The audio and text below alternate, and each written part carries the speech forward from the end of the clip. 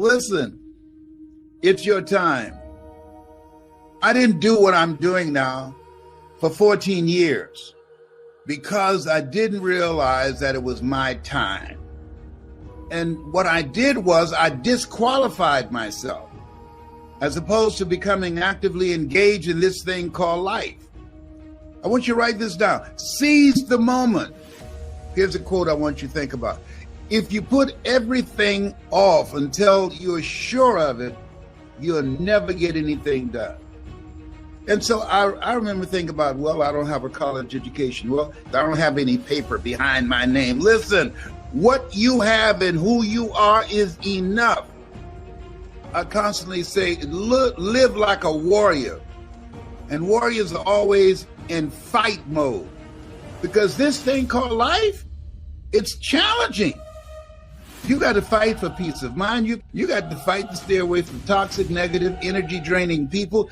You've got to fight to put all your efforts and energy into things that's productive and purposeful.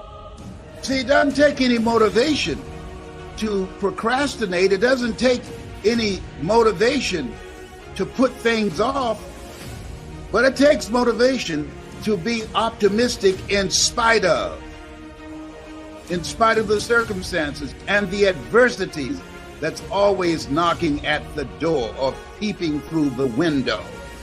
If you put everything off till everything get right, oh, when I get all my ducks lined up, is that right? What if it's not duck season? Listen, do what you're going to do and do it now. I'm 75, and so I know a thing or two.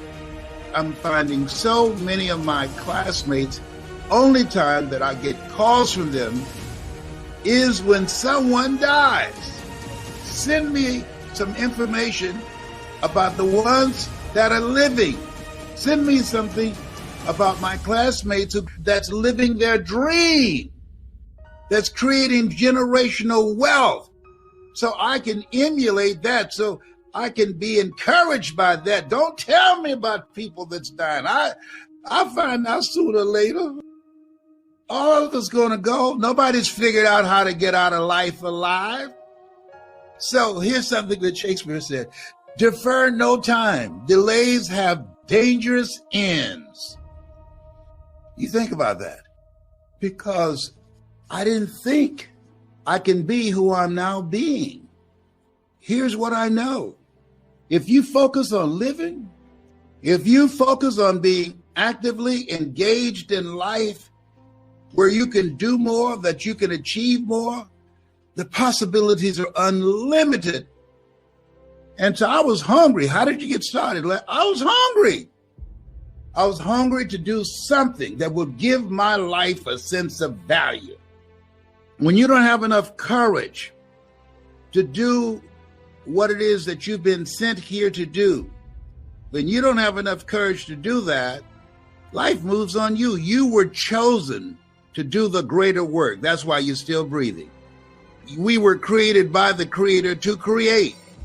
People that are hungry, they're positive about what they want. They're persistent. They keep coming back again and again and again. They know that you will fail your way to success, are willing to persevere when it appears that all the odds are stacked against them. As long as they got a pulse, they keep coming back. They don't give up. They might bend, but they won't break. Are you hungry? I asked myself, if I died now, what would I be upset about? Some dream that I had that I put off, that I didn't get done.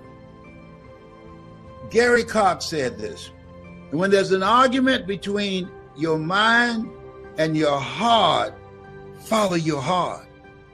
There's eyesight and there's mind sight. See, the mind, that's where your imagination resides, because all dreams happen twice.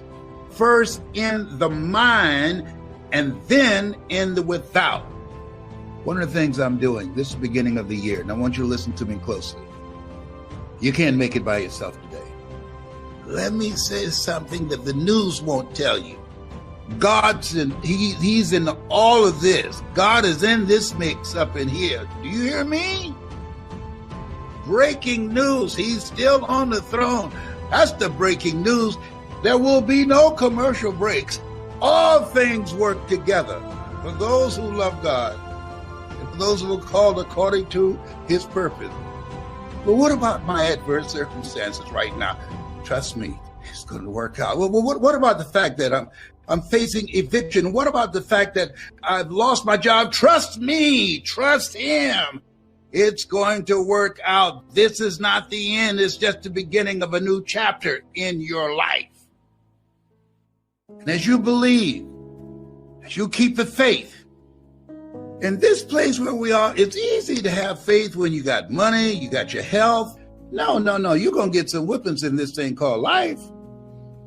And no guts, no glory. It takes guts to continue to believe, to stand strong, to stand up inside yourself, to come back again and again and again. It takes guts to look at things that you put all your effort and all your money in, you lose everything except your life. You're still here. You're still breathing. You still got a pulse. You're not a loser. Things just did not happen. You're a winner. You were born to win. You came here winning. And if you're going through some stuff right now, keep it moving, baby. I'm depressed right now. No, you don't have the luxury of being depressed.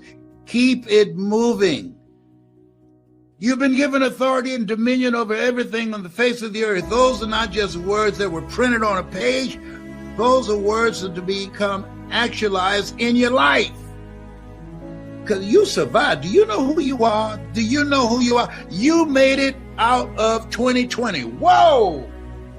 Don't miss that. A lot of folk didn't make it. Don't take it for granted that you're supposed to make it. So what does it take to make it now, Les? Mental resolve. Next thing is you have to upgrade your skill set. And I cannot emphasize this enough. Getting around the right people. Being around the right people. Sometimes it's not what you know, it's who you know. Being around the right people, that's major. Do you hear me? That's major. Because it's too many people that's working against you and don't want to see you make it. 1 out of every 2 people you know, they got it out for you. But we will find a way to win together. I am afraid that too many times we have put so much focus on teaching you to be good seed that we haven't taught you the power of good soil. Look at you and look at your environment. Have you been positioned to flourish? You can have good seed, but if you've been in bad soil, people who hated you, environments that denied you, mentalities that poisoned you. It doesn't mean that you're not right, but if your soil wasn't right, it's going to affect how you root and how you grow. Are you blaming God for something you ought to be blaming the soil for? You cannot take a peach seed and plant it in a teaspoon of dirt and expect it to grow. The seed will only grow when it is planted in something bigger than itself. Are you planted in something bigger than you? Or have you always been planted in teacups? Small-minded people, narrow, limited places that never let you stretch to reach your capacity. Sometimes you gotta go where the corn is.